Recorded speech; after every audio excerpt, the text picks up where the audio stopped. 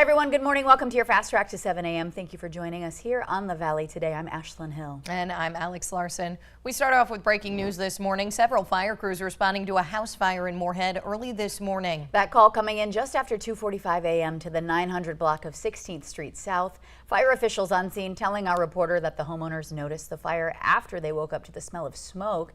The homeowners attempting to put the fire out themselves, but not successful. Officials say when crews got to the fire, it was in the rear of the home and had spread to the attic, but crews were able to put it out quickly. The cause of it and the estimated damage to the home not known right now. That investigation is ongoing.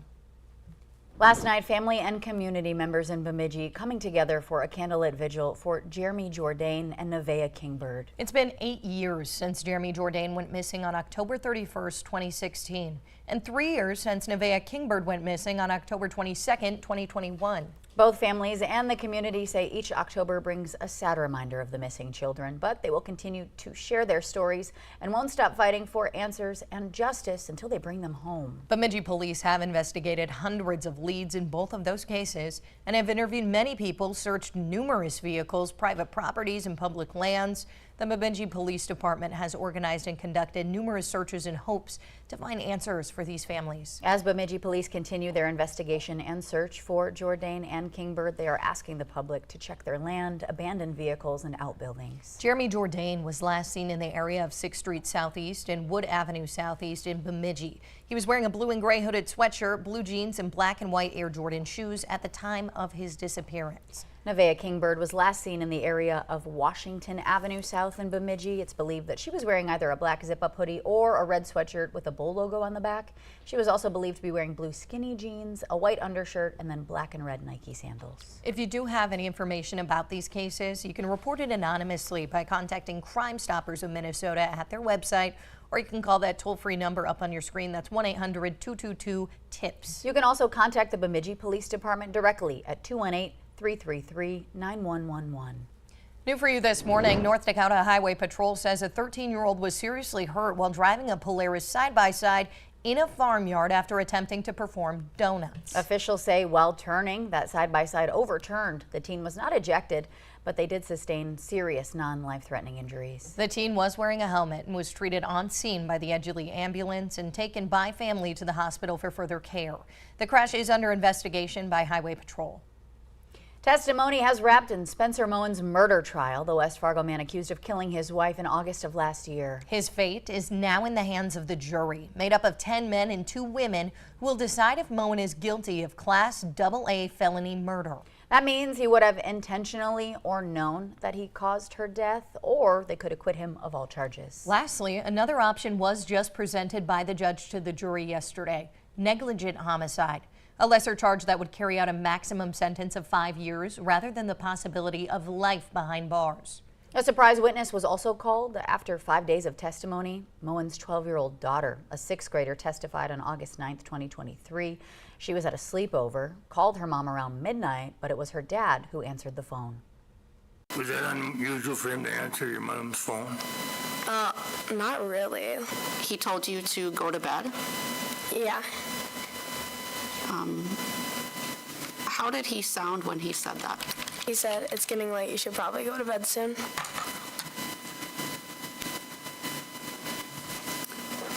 And you said that you heard breathing in the background, is that right? Yes. You don't know who was breathing, do you? No. Deliberations will pick back up this morning.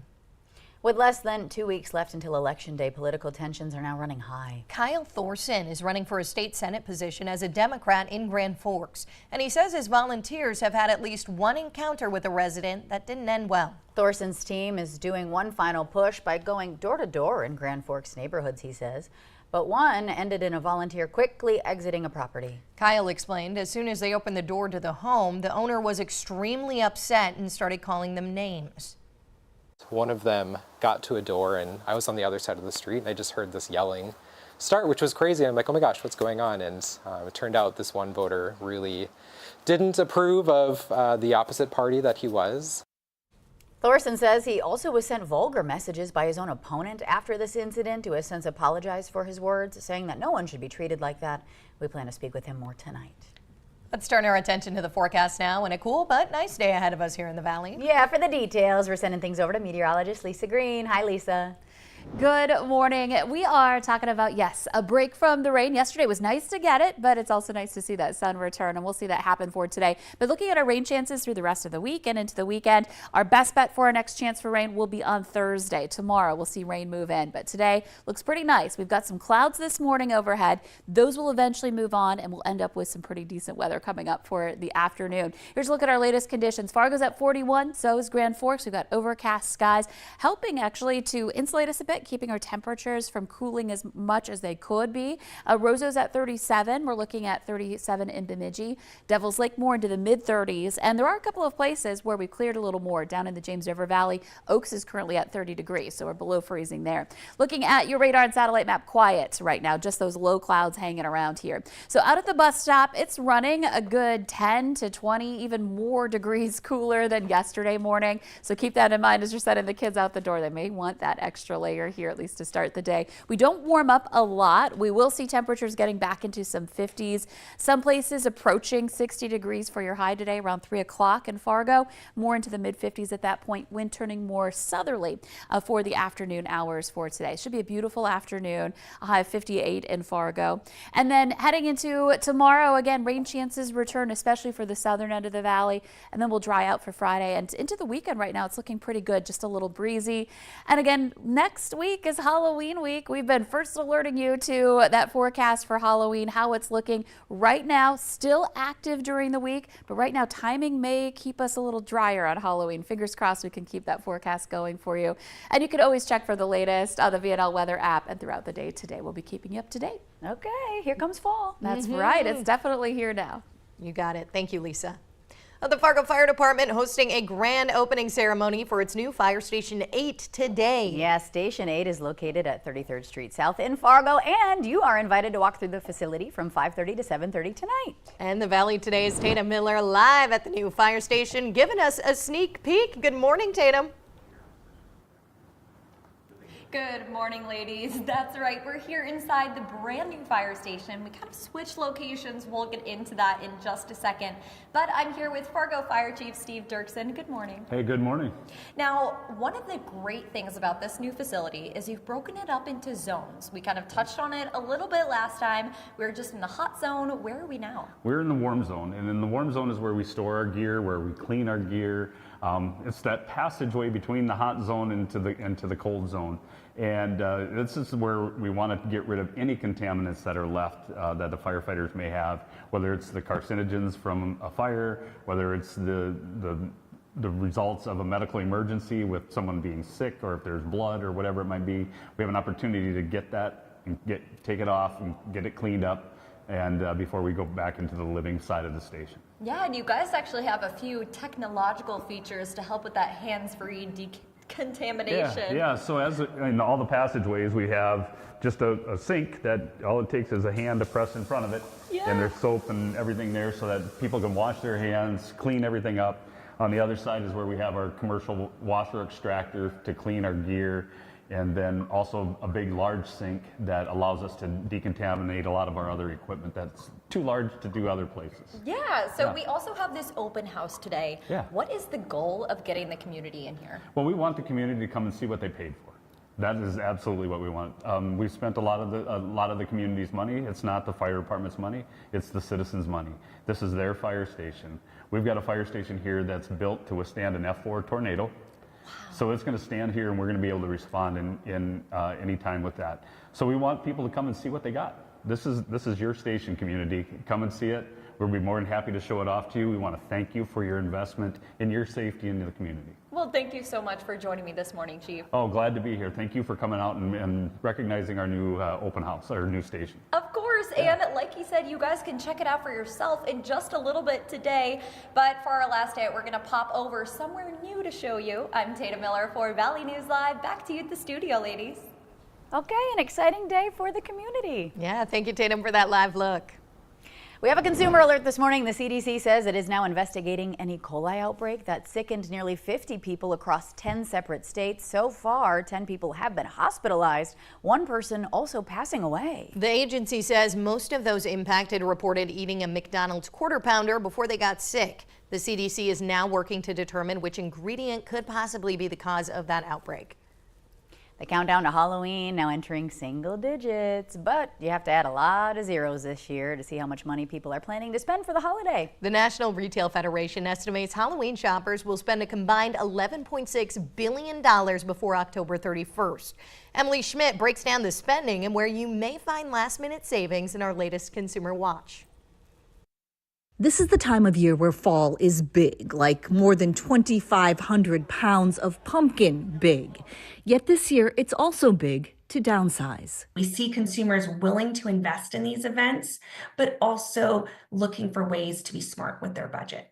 The National Retail Federation's annual survey predicts that shoppers may spend around $104 per person, down $4.62 from 2023's record high. So overall spending might be lower, though still billions more than just a decade ago. But it's certainly one that captures consumers' attention and focus and generates a lot of excitement around this time of year. Retailers say nearly 72% of Americans plan to celebrate Halloween, spending the most on candy. An estimated 67% hand that out. Decorations, a fast-growing category, and costumes. $5. And on Amazon, the same ones that I was looking at are $13. The National Retail Federation says 12% of shoppers, especially younger consumers, look for costumes at thrift or secondhand stores. Of course, even before the spookiest Halloween screams fade, winter holidays begin. The NRF predicts retail sales growing around 2.5% to 3.5%. That could put total retail sales for the last 2 months of this year at a record $989 billion. That's 85 times the amount predicted for Halloween, suggesting the year's retail treats are still ahead. For Consumer Watch, I'm Emily Schmidt. And another consumer heads up, don't be surprised if you see a little less chocolate in this year's trick-or-treat bags. That's not good news. Candy maker Mars says it's expanding its fruity candy and gummy options, though chocolate does remain consumers' top choice. It sure does. Well, DiGiorno bringing back its Thanksgiving pizza, which the company calls a fan favorite. Yeah, the frozen pizza includes roasted turkey, gravy, green beans, cranberries, crispy onions, and cheese on a Detroit-style crust. The pizza does not have diced sweet potatoes, which was on last year's version. It will sell for around $10. Oh no, no sweet potatoes. Lakers LeBron James and Bronny James made history during last night's game against the Minnesota Timberwolves. With 4 minutes left in the second quarter, Bronny James made his NBA debut as he checked into the game alongside his father, LeBron. How cool. The only other father-son duo to play together in professional sports were Ken Griffey Sr. and Ken Griffey Jr., and they were in the house to watch the James duo take that match. And we're excited to tell you about our latest VNL Cares campaign. This time, we're teaming up with Gigi's Playhouse, a nonprofit dedicated to changing the way the world views Down syndrome. Be sure to watch for inspiring stories in the next coming months right here on Valley News Live.